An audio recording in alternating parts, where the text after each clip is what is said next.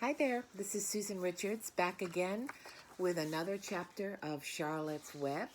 As you recall, in the second chapter, Fern, who had rescued Wilbur as he was the rump pig and was going to meet a grisly end, she rescued him and took care of him for a few weeks, but then she ended up having to sell him because he was getting too big and eating too much, even at 5 weeks old.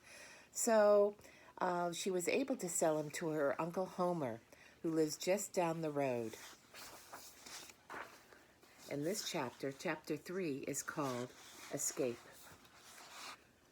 The barn was very large. It was very old. It smelled of hay and it smelled of manure. It smelled of the perspiration of tired horses and the wonderful sweet breath of patient cows. It often had a sort of peaceful smell, as though nothing bad could happen ever again in the world. It smelled of grain and of harness dressing and of axle grease and of rubber boots and of new rope. And whenever the cat was given a fish head to eat, the barn would smell of fish. But mostly it smelled of hay, for there was always hay in the great loft up overhead, and there was always hay being pitched down to the cows and the horses and the sheep. The barn was pleasantly warm in winter when the animals spent most of their time indoors, and it was pleasantly cool in the summer when the big doors stood wide open to the breeze. The barn had stalls on the main floor for the work horses, tie-ups on the main floor for the cows, a sheepfold down below for the sheep, a pig pen down below for Wilbur, and it was full of all sorts of things that you find in barns: ladders, grindstones, pitchforks, monkey wrenches, scythes, lawnmowers, snow shovels, axe handles, milk pails, water buckets, empty grain sacks, and rusty rat traps. It was the kind of barn that swallows like to build their nests in. It was the kind of barn that children like to play in, and the whole thing was owned by Fern's uncle, Mr. Homer L. Zuckerman. Wilbur's new home was in the lower part of the barn, directly underneath the cows. Mr. Zuckerman knew that a manure pile is a good place to keep a young pig. Pigs need warmth, and it was warm and comfortable down there in the barn cellar on the south side. Here's a picture of Wilbur, actually eating, and later on you'll see Fern coming to sit with Wilbur and watch him. I think she comes every day. Fern came almost every day to visit him. She found an old milking stool that had been discarded, and she placed the stool in the sheepfold next to Wilbur's pen. Here she sat quietly during the long afternoons, thinking and listening and watching Wilbur. The sheep got to know her and trust her. So did the geese who lived with the sheep. All the animals trusted her. She was so quiet and friendly. Mr. Zuckerman did not allow her to take Wilbur out, and he did not allow her to get into the pig pen, but he told Fern that she could sit on the stool and watch Wilbur as long as she wanted to. It made her happy just to be near the pig, and it made Wilbur happy to know that she was sitting there right outside his pen. But he never had any fun. No walks, no rides, no swims. One afternoon in June, when Wilbur was almost 2 months old, he wandered out into a small yard outside the barn. Fern had not arrived for her usual visit. Wilbur just stood in the sun feeling lonely and bored. There's never anything to do around here, he thought. He walked slowly to his food trough and sniffed to see if anything had been overlooked at lunch. He found a small strip of potato skin and ate it. His back itched, so he leaned against the fence and rubbed against the boards. When he tired of this, he walked indoors, climbed to the top of the manure pile, and sat down. He didn't feel like going to sleep. He didn't feel like digging, and he was tired of standing still, tired of lying down. I'm less than 2 months old, and I'm tired of living, he said. He walked out to the yard again. When I'm out here, he said, there's no place to go but in. When I'm indoors, there's no place to go but out in the yard. That's where you're wrong, my friend, said a voice. Wilbur looked around the fence and saw the goose standing there. You don't need to stay in that dirty little yard, said the goose, who talked rather fast. One of the boards is loose. Push on it. Push, push, push on it, and come on out. What, said Wilbur? Say it slower. At the risk of repeating myself, said the goose, I suggest that you come on out. It's wonderful out here. Did you say a board was loose? That I did, said the goose. Wilbur walked up to the fence and saw that the goose was right. One board was loose. He put his head down, shut his eyes, and pushed. The board gave way. In a minute he had squeezed through the fence and was standing in the long grass outside his yard. The goose chuckled. How does it feel to be free? She asked. I like it, said Wilbur. That is, I guess I like it. Actually, Wilbur felt queer to be outside his fence, with nothing between him and the big world. Where do you think I'd better go? Anywhere you like, said the goose. Go down through the orchard, root up the sod, go up down through the garden, dig up the radishes, root up everything, eat grass, look for corn, look for oats, run all over, skip and dance, jump and prance, go down through the orchard and stroll at the woods. The world is a wonderful place when you're young. I can see that, replied Wilbur. He gave a jump in the air, twirled, ran a few steps, stopped, looked all around, sniffed the smells of afternoon, and then set off walking down through the orchard. Pausing in the shade of an apple tree, he put his strong snout into the ground and began pushing, digging, and rooting. He felt very happy. He had plowed up quite a piece of ground before anyone noticed him. Mrs. Zuckerman was the first to see him. She saw him from the kitchen window, and she immediately shouted for the men. Homer, she cried, pigs out, Lurvy, pigs out, Homer, Lurvy, pigs out. He's down there under that apple tree. Now the trouble starts, thought Wilbur. Now I'll catch it. The goose heard the racket, and she too started hollering.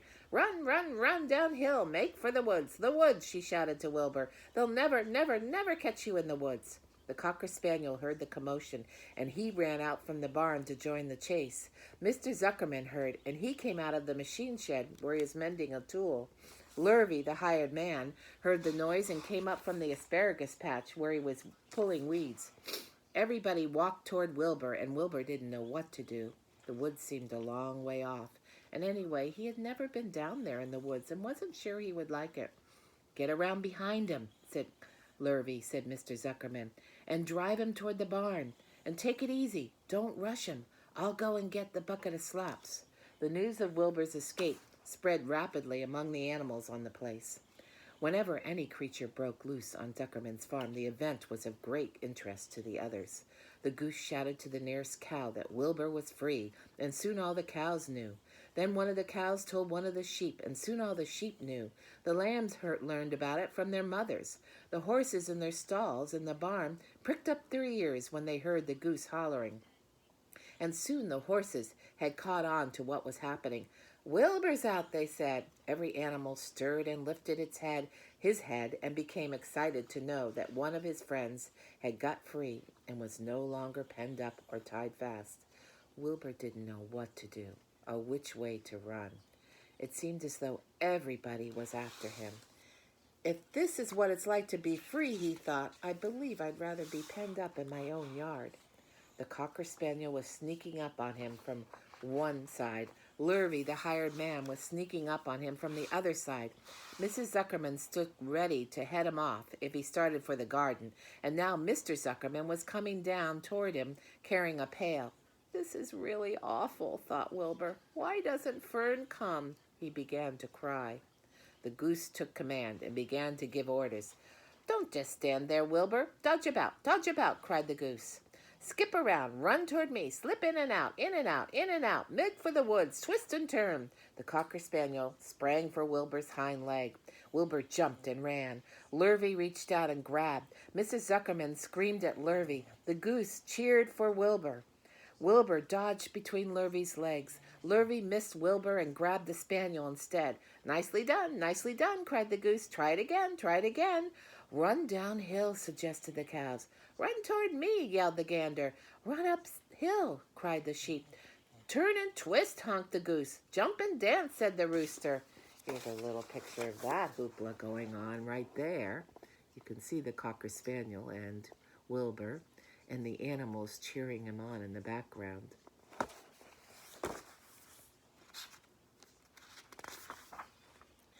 Look out for Lurvy, called the cows. Look out for Zuckerman, yelled the gander. Watch out for the dog, cried the sheep. Listen to me, screamed the goose. Poor Wilbur was dazed and frightened by this hullabaloo. He didn't like being the center of all this fuss. He tried to follow instructions his friends were giving him, but he couldn't run downhill and uphill at the same time, and he couldn't turn and twist when he was jumping and dancing, and he was crying so hard he could barely see anything that was happening. After all, Wilbur was a very young pig, not much more than a baby, really. He wished Fern were there to take him in her arms and comfort him. When he looked up and saw Mr. Zuckerman standing quite close to him, holding a pail of warm slops, he felt relieved. He lifted his nose and sniffed. The smell was delicious. Warm milk, potato skins, wheat middlings, Kellogg's cornflakes, and a popover left from the Zuckerman's breakfast. Come, pig, said Mr. Zuckerman, tapping the pail. Come, pig. Wilbur took a step toward the pail. No, no, no, said the goose. It's the old pail trick, Wilbur. Don't fall for it. Don't fall for it. He's trying to lure you back into captivity, ivity. He's appealing to your stomach. Wilbur didn't care. The food smelled appetizing. He took another step toward the pail. Pig, pig, said Mr. Zuckerman in a kind voice, and began walking slowly toward the barnyard, looking all about him innocently as if he didn't know that a little white pig was following along behind him. You'll be sorry, Yari Yari, called the goose. Wilbur didn't care. He kept walking toward the pail of slops. You'll miss your freedom, honked the goose. An hour freedom is worth a barrel of slops. Wilbur didn't care. When Mr. Zuckerman reached the pig pen, he climbed over the fence and poured the slops into the trough. Then he pulled the loose board away from the fence so there was a wide hole for Wilbur to walk through. Reconsider, reconsider, cried the goose. Wilbur paid no attention. He stepped through the fence into his yard. He walked to the trough and took a long drink of slops, sucking in the milk hungrily and chewing the popover. It was good to be home again. While Wilbur ate, Lurvy fetched a hammer and some 8-penny nails and nailed the board in place. Then he and Mr. Zuckerman leaned lazily on the fence, and Mr. Zuckerman scratched Wilbur's back with a stick. He's quite a pig, said Lurvy. Yes, he'll make a good pig, said Mr. Zuckerman. Wilbur heard the words of praise. He felt the warm milk inside his stomach. He felt the pleasant rubbing of the stick along his itchy back. He felt peaceful and happy and sleepy. This had been a tiring afternoon. It was still only about 4 o'clock, but Wilbur was ready for bed. I'm really too young to go out into the world alone, he thought as he lay down. And that's the end of chapter 3, Escape. Kind of an exciting chapter. The next chapter is called Loneliness. I'll read that next time.